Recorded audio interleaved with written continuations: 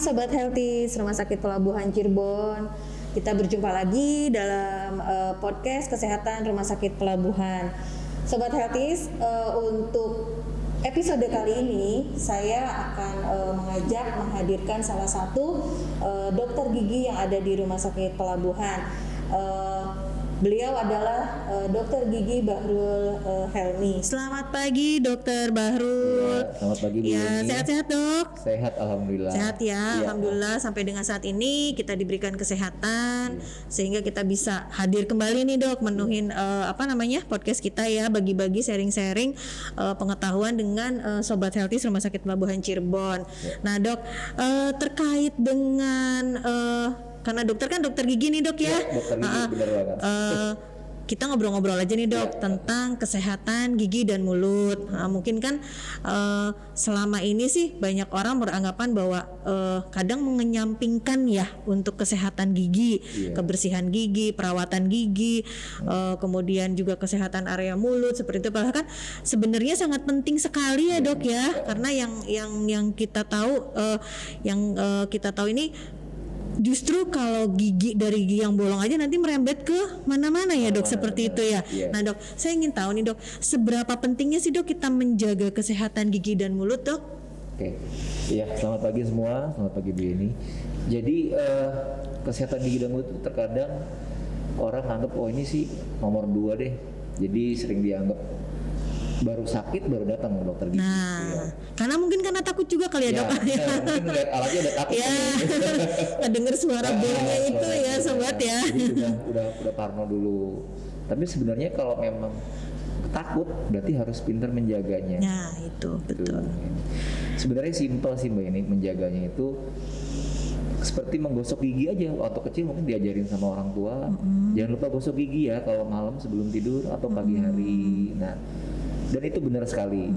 Semakin sering kita menjaga kesehatan gigi dan mulut, itu kita terhindar dari penyakit gigi dan mulut. Karena memang kalau sudah banyak masalah, gigi bolong, gigi busuk, itu pasti mengganggu.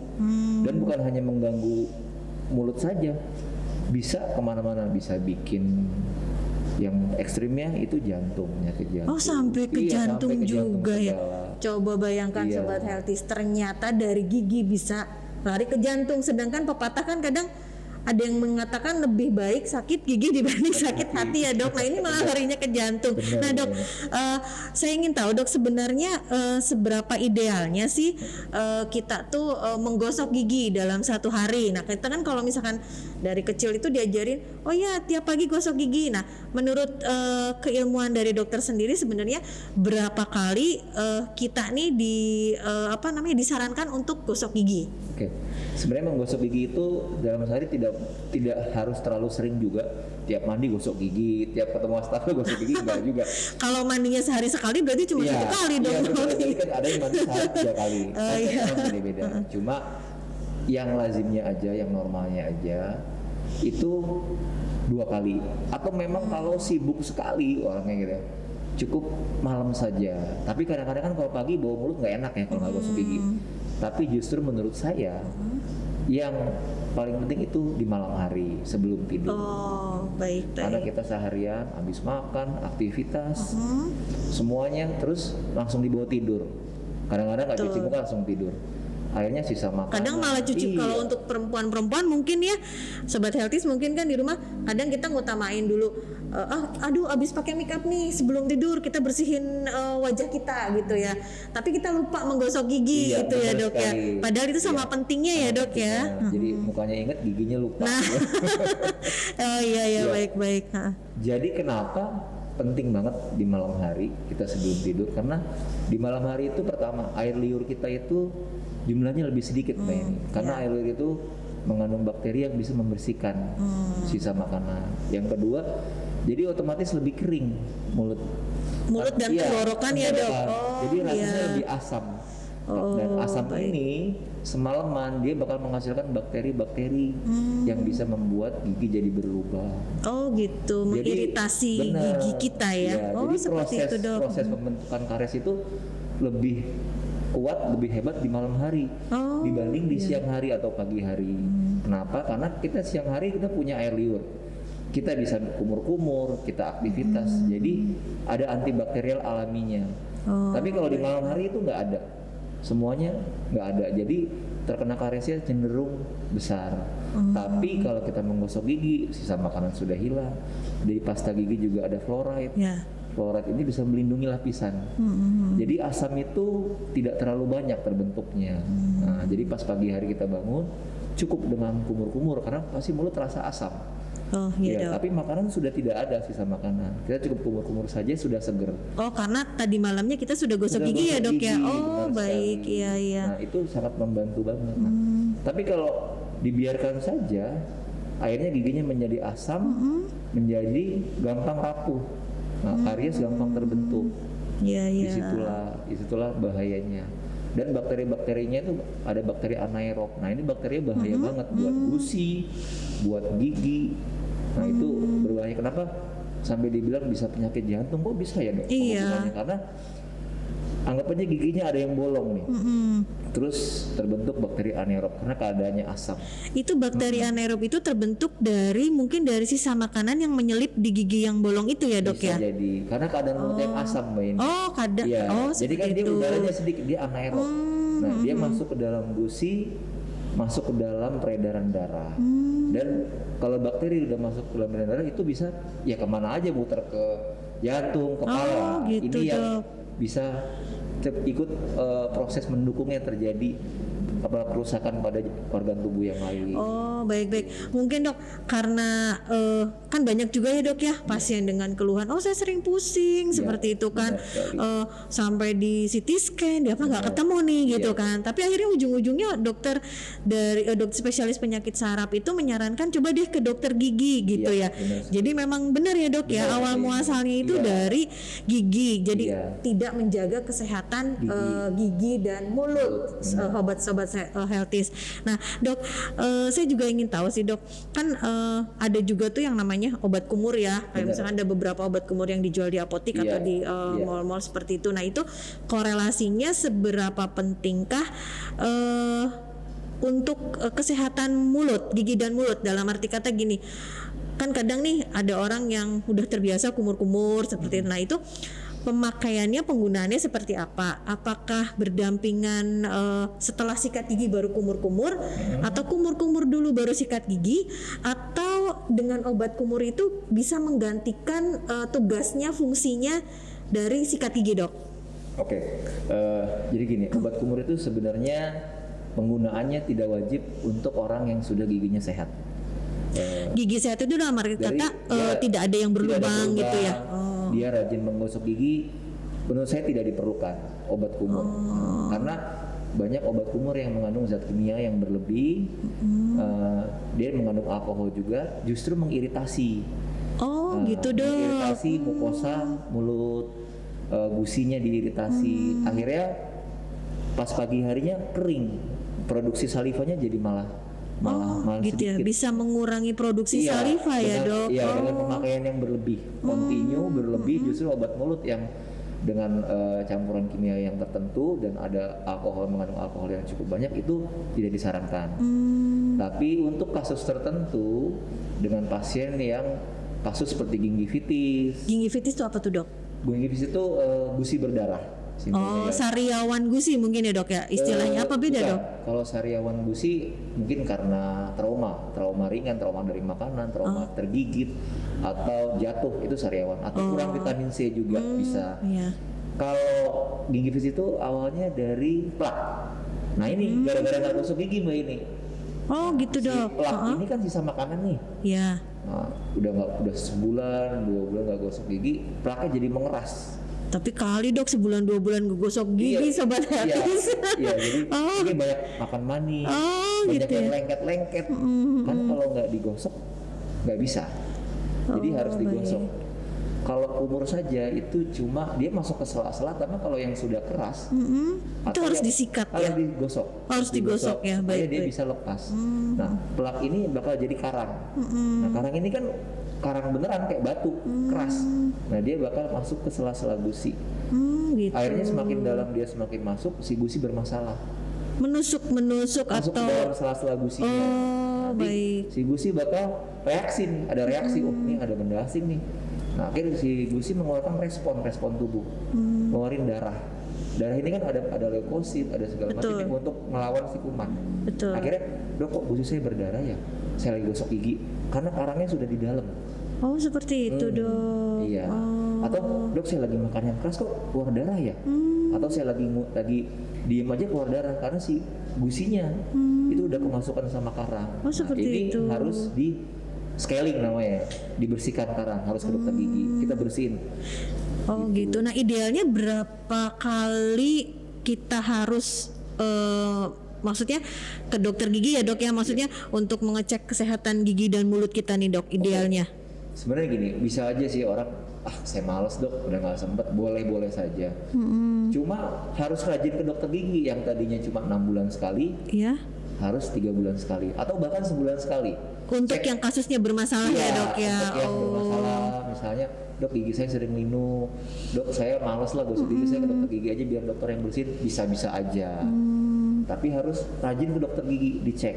Tapi untuk orang yang sehat saja, yang rajin saja, disarankan 6 bulan sekali. Berarti setahun 2 kali itu untuk Iya. yang tidak ada masalah Tidak ada dengan masalah giginya ya dok. giginya. Tapi kalau misalkan ada masalah dengan gigi, mungkin pada saat konsultasi awal nanti dokter akan menyarankan ya akan oh ini ibu harus balik lagi minggu depan atau gimana gitu ya dok ya. Benar sekali. Oh baik. Cuman memang kadang sih kalau untuk saya pribadi mungkin ada beberapa sobat healthies juga yang sama seperti saya masalahnya agak-agak takut ya datang ke dokter gigi. Dari luar nunggunya udah ngedenger suara bor itu kan Benar, udah gimana gitu dok. Tapi memang harus ya dok ya. Harus. Iya karena tadi sobat healthies kita dengar juga bahwa ternyata dari awal sakit gigi itu bisa merambatnya kemana-mana sampai ke jantung ya dok Iya. ya, atau bahkan ada yang sampai ke saraf ya dok Iya. ya seperti itu. Ya takut juga sih dok seperti itu. Betul. Nah dok balik lagi nih dok untuk kesehatan gigi dan mulutnya. Balik lagi ya sobat healthies karena kondisi kita nih masih pandemi nih. Nah ini dok terkait dengan COVID nih dok. Ya. Untuk beberapa orang yang terpapar COVID itu kan dari virus ya dok ya, dari virus menyerangnya itu kan awalnya ke Ya. saluran pernafasan, Benar. melalui hidung dan mulut dok. Nah itu korelasinya dengan kita menjaga kesehatan gigi dan mulut itu ada nggak sih dok, nyambung nggak sih misalkan kalau kita rajin bisa agak mencegah lah ya Ya. untuk terpaparnya itu gimana tuh dok? Sebenarnya sedikit banyak ada mbak ini korelasi antara gigi dan mulut sama COVID ini ya. Jadi kan balik lagi, setiap kita habis aktivitas seharian itu kan kita pulang mandi bersih dan bersihin mulut dan gigi, termasuk hidung. Saya sedikit cerita lah, saya juga penyintas juga. Ya dok ya. Jadi saya semenjak dari terkena itu udah sembuh, saya rutin bersihin hidung. Saya pakai enak saya bersihin. Spooling ya dok ya. Kita spooling. Iya Hidung ya. rutin setiap saya aktivitas atau setiap saya habis praktek. Karena saya setiap hari orang kan jauhin mulut, saya malah Betul. deketin mulut orang ya. jadi saya ini sangat beresiko sekali. Iya. Sampai sekarang juga saya masih praktek rutin. Jadi saya selalu bersihin hidung saya rutin. Nah di rumah saya kumur-kumur dengan betadine gargle. Oh, Iya. kumur-kumurnya dengan Ya, betadine. Oh iya.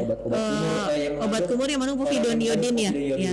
Dia efektif untuk membunuh bakteri. Ini untuk saya karena saya dokter Betul, gigi. betul, Tapi betul. untuk sobat-sobat sekalian ya cukup kumur-kumur saja, nggak perlu pakai begitu-gitu. Kumur-kumurnya pakai apa nih dok? Pakai air Pakai air biasa atau saja. kan kadang kalau ada juga beberapa orang yang percaya yang tradisional gitu kan Boleh, biasanya mencampur dengan air garam seperti itu. Apa gimana dok? Apa nggak usah? Kalau untuk kuman sebenarnya povidone iodine itu kan dia menghilangkan bakteri atau kuman atau virus yang ada di mulut. Cuma untuk pemakaian berlebih juga takutnya ada Tidak disarankan ya? karena bisa ada pewarnaan di giginya. Oh gitu dok, meninggalkan Jadi ini ya. kita harus habis kumur-kumur pakai betadine, kita kumur lagi pakai air putih. Jadi sisa dari zat kimia yang ada di gigi itu lepas juga. Oh seperti Gitu. itu. Jadi lebih baik kumur-kumur dulu, baru gosok gigi. Kumur dulu baru gosok gigi dok. Gigi, Oh gitu. baik, iya Jadi iya. kita hilangin itu sisa-sisa dari obat kumurnya. Kalau kita gosok gigi baru kumur-kumur kan nempel itunya si povidonium Oh gitu, sisanya. baik. Ha-ha. Tapi dua-duanya sama baik. Cuma ya bisa kita kumur lagi bisa. Terserah pemirsa saja gimana yang nyamannya. Nah, Tapi dok tadi untuk membersihkan hidung itu kan tadi dokter apa namanya nama lainnya Spooling. spooling ya dok Spooling, ya. Itu memang harus pakai cairan NaCl ya dok ya. sebenarnya boleh cairan misalnya cairan steril atau maaf bagi yang umat muslim sambil udu kita Oh, bisa istinsa, ya, betul. bisa mengeluarkan kotoran. Saya juga begitu, cuma saya kadang-kadang masih takut juga. Saya sebelum tidur saya semprotin pakai spooling dengan larutan NaCl yang saya Oh, masukin. itu sehari berapa kali dokter? Saya sering sekali. Sehari Karena bisa memang 4 kali, karena resiko dari Ya, pekerjaannya dok ya. Ah, iya. Oke. Dan saya juga dulunya, walaupun saya dokter gigi, saya juga malas kadang-kadang gosok gigi kan. Tapi karena saya takut lah jangan sampai terkena COVID lagi, ya saya jadi malah rajin sekarang. Oh gitu dok. Malah Baik. 2 kali lebih rajin atau 3 kali. Jadi hidupnya jadi lebih sehat. Iya. Iya. Sobat Healthies, sampai sekarang kita tahu ya, jadi ya banyak tuh istilahnya sebegitu pentingnya sih kita menjaga kesehatan gigi dan mulut kita, apalagi di zaman pandemi gini. Walau kita sehari-hari menggunakan masker, tapi kita jangan lupa ya dok ya, Iya. untuk menjaga kesehatan gigi dan mulut. Kadang kan ada, sekarang kan pakai masker nih, jadi kalau ada masalah dengan mulut bau juga nggak masalah, tapi bukan seperti itu ya dok ya. Iya. benar. Nah, balik lagi dok, untuk yang tadi nih awal muasalnya dari sakit gigi bisa lari ke jantung, Iya. kemudian ke saraf. Nah, apalagi sih dok yang bisa membahayakan ke kita sendiri nih, ke organ tubuh yang lain apabila kita mengabaikan menjaga kesehatan gigi dan mulut kita. Oke, jadi gigi itu hubungannya dengan daya tahan tubuh, Mbak Yeni. Oh gitu, Jadi kalau- dengan imun kita ya dengan dok imun ya. otomatis. Oh Jadi ya. kan bagus juga nih. Sekarang kan COVID ini lagi semakin imun kuat, COVID juga nggak bisa masuk ke kita. Oh baik. Nah, sama kita punya gigi bolong saja kecil, ya. Terus kita begadang, nggak tidur, ngerjain tugas, kerja sampai larut malam, berhari-hari. Dok, gigi saya kok sakit sekali ya. Terus pas periksa, bolongnya coba kecil nih. Terus saya tanya, pasien, ibu bapak ada kemarin kecapean? Iya dok, saya capek banget di luar kota, nggak tidur. Saya nggak kasih apa-apa, saya cuma bersihin, saya tambel itu ini. Kadang-kadang nggak saya tambel dulu karena cuma kecil aja bolongnya mungkin kan. Saya suruh istirahat, saya kasih vitamin, terus dia balik, udah dok, udah nggak ada apa-apa. Oh, Jadi sebegitunya. sebegitu besarnya ya. Iya. Maksudnya imun kita juga, maksudnya kalau imun kita turun, otomatis nanti akan bisa menyebabkan ke gigi kita juga sakit ya dok ya. Oh, sampai seperti Tapi itu dok. ada juga pasien saya giginya sudah bolong, bolongnya sudah besar, mungkin sudah sampai ke tempat sarafnya, kamar sarafnya, pulpanya. Tapi dia daya tahan tubuhnya luar biasa, tidurnya bagus, pokoknya vitaminnya terjaga. Pola hidupnya hidupnya teratur ya, sehat ya. Oh ya Atau dok. memang ada orang yang memang imunnya sangat bagus. Jadi ya saya cek giginya tidak sakit, saya ketuk tidak sakit. Jadi saya mau tambel, nggak perlu dok, saya nggak sakit kok. Tapi giginya hancur sendiri, sampai hancur. Ada yang sampai remuk, sampai tinggal sisa akar, tapi dia tidak berasa apa-apa. Nah itu mungkin tertentu saja lah. Untuk sebagian orang ini ya, tidak semuanya Tidak seperti semua itu orang. ya dok Mungkin ya. dia punya imun yang memang luar biasa, beda dari kita. Nah itu Oh, gitu, Dok. pengecualian. Tapi kan masa ya giginya mau sampai hancur, Iya. nanti makannya gimana? Iya dok ya. Iya. Nah dok, kadang nih kalau misalkan kadang saya juga beberapa kali ke dokter gigi, saya ada rencana cabut gigi seperti itu kan, itu ada pemeriksaan di awal, tensi nggak boleh tinggi, Iya. kemudian ditanyakan dulu kan Iya. punya riwayat gula darah atau kencing Benar. manis Iya. seperti itu. Nah kalau misalkan tinggi nggak boleh ya dok ya, dicabut Iya. ya. Nah itu nanti akan pengaruhnya gimana tuh dok, kalau misalkan nih ada pasien datang kemudian dia punya tensi tinggi kemudian tetap maksa dicabut dan sampai dicabut tuh nanti efeknya gimana dok? Oke, begini. Jadi tindakan di gigi itu memang banyak yang berisiko. Makanya kita sebelum melakukan tindakan itu kita Wajib cek dulu, ya dok, kita screening. wajib screening ya dok Kita ya. tensi, kita perlu cek gula darah, terus kita anamnese, punya riwayat riwayat penyakit dalam apa, atau pernah berobat dengan dokter jantung atau dokter penyakit dalam, itu kita tanya semua ke pasien. Riwayat ininya ya, riwayat Itu memang ya, wah dok saya cuma mau scaling doang kok, ribet banget. Tetap saja itu harus kita laluin dulu. Makanya banyak pasien gigi yang ngeluh, lama banget sih ini kok ngumpul begini aja. Oh iya. Tapi itu penting sekali karena untuk menghindari hal-hal yang nggak diinginkan Mbak ini. Kadang-kadang juga maaf ada pasien yang mau cepat aja berbohong, dia diem aja deh, ada yang begitu. Oh seperti itu. Ya, tapi dokternya harus pinter, harus cari tahu anamnesis berulang-ulang sampai pasiennya cerita. Nah, ya dok ya. Jadi memang apalagi di era pandemi ini ya dok ya, kami juga berharap untuk semua pasien itu harus jujur ya dok ya. Benar, harus jujur karena bukannya apa-apa, untuk demi keamanan si pasien sendiri juga gitu kan dok. Karena kan kalau misalkan dia nggak jujur, kemudian harusnya ada tindakan itu tidak boleh dilakukan, tapi dilakukan, nanti kan imbasnya ke si pasien itu sendiri ya dok ya. Iya. Nah itu seberapa parahnya nih dok? Oke. Misalnya begini, untuk pasien yang misalnya dia berbohong, oh saya nggak ada penyakit gula dok. Terus kebetulan alat cek gula darah kita lagi habis nih stoknya. Pasien memaksa, terus dilakukanlah tindakan pencabutan mungkin masih seakar, kita ambil kecil saja, tapi kan terjadi pendarahan kayak ini. Oh jadi nanti akan mengakibatkan pendarahan ya dok ya? Itu pasien dengan gula darah tinggi di atas 200 itu berisiko untuk pendarahan, atau dia penyembuhan lukanya bisa lama. Yang harusnya 24 jam bisa sembuh, di atas 24 jam dia masih berdarah, atau lukanya jadi busuk. Nah ini yang kita hindari. Oh lukanya jadi busuk. Seperti itu. Iya, karena gula darahnya tinggi. Ngeri juga jadi dok ya. jumlah kuman yang di darahnya itu sangat banyak. Jadi harusnya lukanya sudah sembuh dalam 24 jam, ternyata masih luka. Jadi sakit, jadi bengkak, ternyata sudah kemana-mana. Jadi menyebar kemana-mana seperti itu ya dok. Pencabutan yang kecil, gimana pencabutan gigi yang misalnya diagnosisnya gangren pulpa, gigi yang busuk besar, itu lebih bahaya lagi, lebih riskan, lebih fatal lagi, dan bisa mengancam jiwa pasien sendiri. Sampai mengancam jiwa ya dok. Orang dengan gula darah tinggi dalam pencabutan gigi-gigi yang busuk dan gigi geraham, lukanya besar, itu bisa resikonya tinggi untuk pasiennya. Seperti itu. Bahkan mengancam jiwanya gitu. Atau dengan pasien darah tinggi. Iya. Sama, darah tinggi biasanya efeknya ke perdarahan. Setelah kita cabut, gigi keluar, darahnya banyak nih kan. Nah, terus kita tampon, kita dep. Dok, 1 jam kok nggak berhenti, darahnya ngalir. Iya kan? Ternyata tensinya tinggi. Memang tapi kan kalau tensi kita nggak mungkin lewat ya, karena kita pasti tensi kan. Betul. Atau pasiennya udah bahaya juga, ya kita kasih obat dulu penurun tensi. Oh gitu ya dok ya. 2 jam sebelumnya pasien balik lagi, ditensi ulang lagi, baru kita cabut. Normalnya memang mungkin di 130, 120 per 80 per 90. Mungkin untuk yang di atas 150 tensinya ya ditunda dulu ya dok. Bisa kita tunda, kita kasih obat dulu, gitu aja. Atau ada penyakit lain, kita mesti tanya kelainan darah. Nah itu tuh dok, kalau misalnya ada kelainan darah, misalkan pembekuan darahnya ini gitu kan ada ya dok ya. Nah itu juga gimana tuh dok? Ini yang paling sangat riskan. Jadi, yang seperti ini kita butuh kejujuran pasien.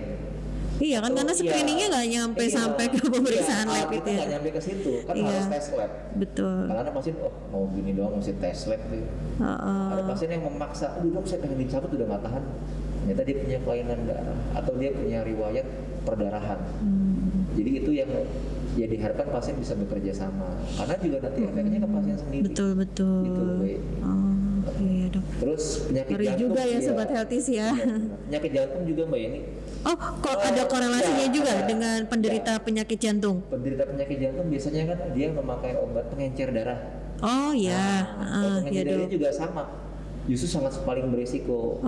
Begitu kita lakukan ekstraksi, giginya keluar, ada luka, darahnya ngucur, itu darahnya encer, darahnya kayak air. Dan itu nggak berhenti terus kita suction terus. Jadi resikonya tinggi, walaupun juga nanti juga berhenti sih, tapi lama berhentinya. Nah, pasien bisa shock dulu karena dok darah saya nggak berhenti. Iya, Nah, ini berarti itu masuk ke screening awal pada Iya. saat mau tindakan ya dok, Benar ditanyakan sekali. mengkonsumsi obat pengencer Benar. darah tidak gitu ya? Benar. Oh iya tapi iya. bisa aman, tetap aman.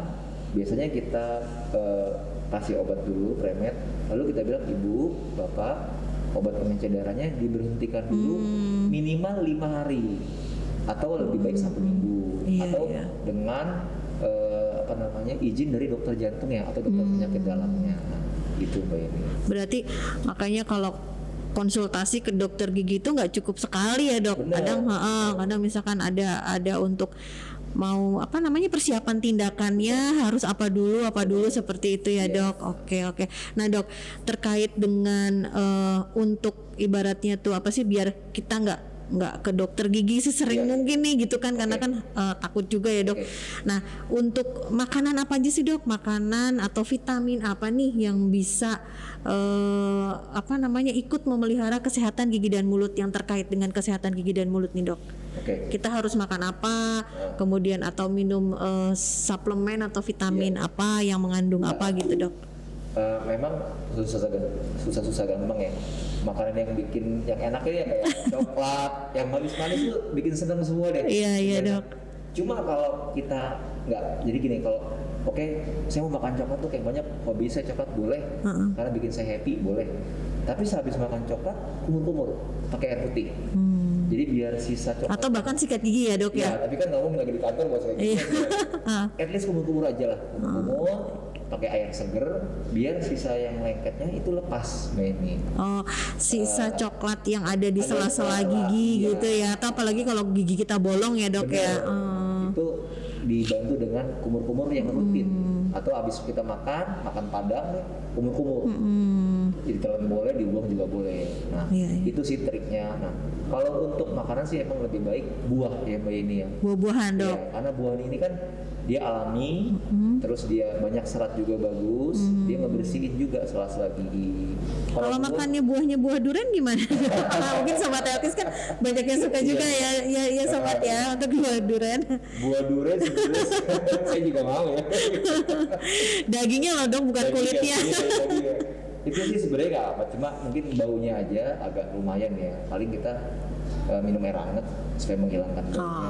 Nah kalau untuk sisa-sisanya ya kita bersihin aja pakai gosok gigi gitu aja sih. Jadi pada intinya buah-buahan juga ikut membantu menjaga, maksudnya memelihara ya dok. Biar kan tadi kan dokter sampaikan memang kesehatan gigi juga, maksudnya sakit gigi berhubungannya sama imun kan. Untuk naikin imun kan kita juga kan harus menjaga makanan kita gitu ya dok ya.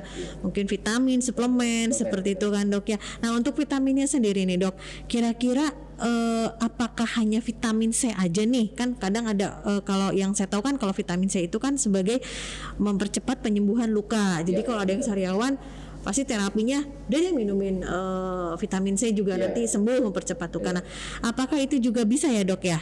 Bisa. Jadi sebenarnya kalau atau ada vitamin suplemen lain dok? Sebenarnya sih setahu saya cuma vitamin C. Oh, vitamin C. Orang yang kekurangan jadi cairan dan vitamin C lebih baik sih alami ya Mbak ini. Jadi diproduksi oleh badan. Jadi kan sariawan itu karena dia trauma biasanya. Tapi lagi buru-buru makan. Betul, iya. Atau makan tulang cetak. Iya dok. Nah akhirnya luka. Waduh sakit banget, itu udah nggak bisa dihindari. Tapi ada juga yang saya nggak luka, nggak ada trauma dok. Tahu-tahu sariawan. Nah itu biasanya emang udah defisiensi vitamin. Jadi si jaringan tuh kering. Dia nggak moist, nggak itu, akhirnya luka sendiri. Gitu dok. Cuma makan apa aja kok lecet langsung luka. Gampang lukanya ya. Tapi kalau jumlah cairannya cukup, jadi mulutnya tetap terjaga lembab. Jadi menjaga mulut lembab itu paling penting. Karena dengan kondisi mulut yang kering justru jadi asam. Seperti itu dok. Emang kita punya air liur yang bersihin ya, yang bikin jadi basah lagi. Tapi kita harus bantu dengan banyak minum air putih, makan buah. Jadi menghindari rokok. Nah itu dok, terkait dengan rokok nih dok, kan rokok itu kan nikotinnya ini ya nak. Bener ya dok, bener nggak sih kalau misalkan perokok itu kan ada nikotin, lama-lama itu akan menyebabkan karang gigi ya dok, betul? Atau gimana dok? Sebenarnya nikotinnya cuma menyebabkan pewarnaan aja, stain. Jadi Pewarnaan dari gigi kita. giginya, dari nikotinnya itu bakal jadi giginya jadi flek, jadi ada fleknya, jadi kuning atau iya. kopi, jadi hitam-hitam. Nah, Karena mengandung kafein ya dok ya. Tapi kalau kita malamnya gosok gigi rajin biasanya sih sudah hilang. Tapi kalau udah dibiarkan berminggu-minggu, berbulan-bulan itu nempel, si stain-nya ini nempel. Nempel, akhirnya nempel ke dalam lapisan gigi. Oh gitu dok. Akhirnya si stain-nya ini kita kerok, gigi jadi lapisannya jadi terkikis. Jadi terkikis ya dok ya. Otomatis terkikis. Jadi gitu. biasanya kita pakai obat, pakai cairan lah kita gosok. Cuma memang susah, cukup susah. Jadi makanya ada orang yang, dok saya mau putih gigi bisa. Nah itu dok, whitening tuh, maksudnya kan yang gitu sekarang lagi booming juga Iya, kan. iya. Biasanya artis-artis. Benar. Jadi kalau sekarang kan banyak MC artis juga pada pakai masker ya, jadi kan dia nggak kelihatan. Kan sebelum era pandemi kan Benar. banyak tuh booming kan yang Iya. whitening gigi itu. Nah, Jadi tapi nggak bisa, lagi kuning-kuningnya lagi banyak stain langsung di veneer atau whitening nggak bisa. Tetap harus dibersihin dulu. Itu kotoran kita buang dulu, kita habisin dulu, kita scaling, kita bersihin pakai obat, kita oles, baru sesudah dia hilang warnanya, baru kita bisa whitening. Memang warna kuning yang itunya sudah masuk ke dalam jaringan si gigi itu tapi ya warna dok ya. yang di permukaan luarnya kita masih bisa bersihin. Nah yang permukaan dalamnya itu nanti kita whitening, kita bleaching. Tapi sudah itu juga si orangnya harus ya nggak boleh lagi diulangin gitu kan, nanti ngulangin lagi, rokok lagi, makan makanan kayak santan juga itu menyebabkan pewarnaan. Oh santan Iya, dok. iya. Yang dari bahan kunyit itu. Yang Ya, kunyitnya ya. Tapi Iya. kalau santan kelapanya Nggak terlalu, kan warnanya putih. nggak terlalu. Itu lumayan masuk, penetrasinya lumayan ke dalam ruang gigi. Baik. Jadi percuma aja kita udah whitening, udah bleaching segala macam, tetap aja kita begitu. Atau tiap hari makannya yang mengandung Iya. ujung-ujungnya berubah lagi warnanya. Oh gitu dok. Malah nanti lebih susah lagi kita ngilangin si warna ini. Iya. Sebenarnya veneer itu bagus, ada orang pengen giginya kinclong. Sebenarnya bahaya nggak sih dok untuk yang kadang sobat healthies mungkin penasaran juga ya sobat ya, bahaya nggak sih nih kita nih mutihin gigi gitu kan, yang saya tahu kan itu pakai zat kimia dok, apalagi sekarang itu saya lihat banyak iklan-iklan online itu yang jual pemutih gigi secara, nah itu seperti apa tuh dok? Jadi gini, orang kan pengennya giginya putih, Mbak ini. Iya, putihnya tapi kan putih Putih. beda kan dok. Manusia alami. Nah iya. Kalau veneer itu kan memang dia dilapisin sama kayak semacam crop atau semacam depannya aja kita tutupin pakai tiruan. Itu veneer. Nah, itu veneer yang benar-benar orang veneer yang putih. Nah, itu kita pakai Putih banget gitu ya. Jadi nggak bagus juga menurut saya. Kurang tapi ya kalau orang suka ya kenapa enggak, apalagi punya uang ya. Betul. Karena dia juga mahal. Tapi paling enggak lu cukup bersihin karang sekali 3 bulan atau 6 bulan sekali, itu udah terjaga sebenarnya. Kita udah pantau, cukup dibersihin aja Pak. Nah, tapi ada Yang penting orang sehat ya gigi ya. Kalau datang 2 tahun nggak pernah bersihin karang, giginya udah kotor sekali nih. Memang nggak ada yang karies, nggak ada bau. Ternyata warnanya udah berat. Udah kita scaling, udah kita bersihin pakai obat. Kok warnanya masih begini? Nah, biasanya kita rujuk ke dokter yang estetiknya. Iya Kita rujuk ke dokter gigi yang konservasi atau estetik itu kita whitening dulu, lihat di whitening ini udah lumayan, tapi tanya pasien puas nggak Bu? Oh nggak puas dok, silakan kita bleaching, kita lakuin lagi atau bisa di veneer terakhirnya.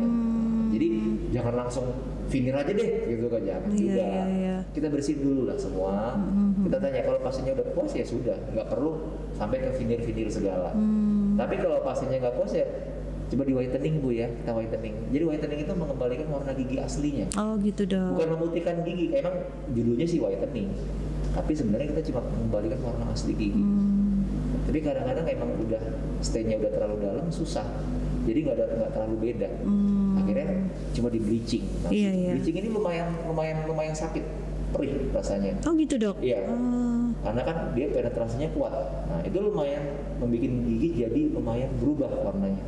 Cuma yang namanya manusia nggak ada puasnya Mbak. Iya. Jadi pengen lebih terus. Betul dok ya. Iya. Tapi memang semua tindakan kan pasti ada resikonya ada ya dok ya. resikonya. Jadi- Nah terkait sama resiko nih dok, sobat healthy juga pengen tahu kan, mungkin di sobat healthy ada yang punya masalah dengan gigi, tapi mau yang pertama nih mau ke dokter gigi takut, yang kedua di era pandemi gini itu kan takut juga nih dok ya, orang buka mau mulut. betul Iya. takut buka mulut seperti itu. Nah menurut dokter nih seberapa amannya sih pasien datang ke klinik gigi di era pandemi ini dok? Kalau di rumah sakit pelabuhan yang saya tahu memang aman ya dok ya, karena kan dari Alhamdulillah aman. di screening Iya, awal. Nah ini sudah screening. untuk di dalam klinik giginya sendiri seperti apa nih dok? Oke, sebenarnya aman. Kita juga dari ruangan giginya juga sudah ada namanya tekanan positif negatif. Di klinik gigi Iya, kita ya dok ya? udah ada. Oh baik Jadi baik. udah ada. Untuk keamanan Jadi- dari ruangannya sendiri. Ya, jadi kan yang bahaya ini kan aerosol. Aerosol ini begitu kita ngebur, kita scan itu ada aerosol. Tapi kita udah ada tekanan negatif. Jadi si aerosolnya udah baik, kebuang keluar. baik. Nah, dan kita juga punya alat terbaru nih Mbak ini, kita punya aerosol external suction. Jadi, Aerosol external suction. Apa tuh, Dok? External aerosol suction. Jadi Nah untuk apa tuh dok? si aerosol yang diciptakan dari scaling, bur itu disedot sama alat. Nah, alatnya itu mungkin sejenis kayak penyedot, tapi dia ditaruh di atas mulut, kita sedot semua. Oh jadi kayak penghisap debu gitu ya dok ya? Kayak vacuum cleaner gitu. Jadi Oh semua iya iya. kotoran yang di mulut itu kita sedot pakai alat itu. Oh Kita sedot, baik. jadi ke dokter juga aman, Ke pasien juga aman ya, Dok, ya. Oh, siap, siap. Ketarik. Itu sekitar 80-90% ketarik semuanya. Oh baik. Kemudian juga tenaga dokter dan perawatnya udah pasti pakai APD Iya, ya dok ya, pakai sesuai APD. standar Iya, ya. sesuai Jadi ibaratnya udah pokoknya sih aman lah ya. Iya. Nah sobat healthies, jadi kalau sobat healthies saat ini punya masalah dengan gigi, ingin berkonsultasi, jangan ragu, datang saja ke klinik gigi Rumah Sakit Pelabuhan Cirebon. Udah pasti aman ya dok ya. Aman buat sobat healthiesnya, aman juga buat tenaga medisnya. Seperti itu. Nah sobat healthies, asik juga ya ngobrol-ngobrol tentang kesehatan gigi dan mulut. Saya juga nggak nyangka meluas banget nih dok, sangat luas sebenarnya kalau kita mau bicara tentang gigi dan mulut ya dok ya. Iya, benar. Apalagi tadi menyangkut nanti akan ke penyakit yang lain-lainnya, ke organ yang lain-lainnya seperti itu. Nah mungkin nanti next kita bahas ya dok ya, yang lebih mendalam lagi seperti itu. Nah sobat healthies, kami Rumah Sakit Pelabuhan punya beberapa dokter gigi yang siap membantu sobat healthies untuk konsultasi. Untuk dokter Bahrul Helmi sendiri, beliau praktek di Rumah Sakit Pelabuhan Cirebon, klinik gigi dari hari Senin sampai dengan hari Sabtu. Untuk hari Senin sampai dengan hari Jumat jam 8 sampai dengan jam 4 sore ya dok ya. Jam 4 sore. Untuk hari Sabtu mungkin setengah hari dari jam 8 sampai jam 12 siang. Kami juga Rumah Sakit Pelabuhan punya dokter spesialis bedah mulut. Jadi nanti sobat healthies yang punya masalah dengan gigi jangan ragu, bisa konsultasi ke dokter Bahrul Helmi. Kalau misalkan memang ada perlu tindakan lebih lanjut, dikonsultasikan. Kita juga punya dokter spesialis bedah mulut kita. Nah untuk layanan yang lainnya sobat healthies, mungkin barangkali sobat healthies mau konsultasi dengan dokter umum atau ingin fisioterapi untuk kemudian untuk pemeriksaan darahnya, kita punya layanan home care. Nanti mungkin ada nomor yang tertera di layar untuk dapat menghubungi layanan home care kami Rumah Sakit Pelabuhan Cirebon. Jadi jangan ragu, kami siap membantu kapanpun dimanapun sobat healthies yang butuh pelayanan kesehatan di rumah. Nah, Dokter Bahrul, terima kasih banyak untuk bincang-bincangnya kali ini. Mungkin nanti next saya undang lagi dokter untuk membahas yang lebih jauh. Oke. Mungkin sobat healthies Rumah Sakit Pelabuhan Cirebon, untuk episode kali ini cukup sampai di sini. Kami tunggu masukan-masukan dari sobat healthies terkait untuk materi-materi kesehatan lainnya.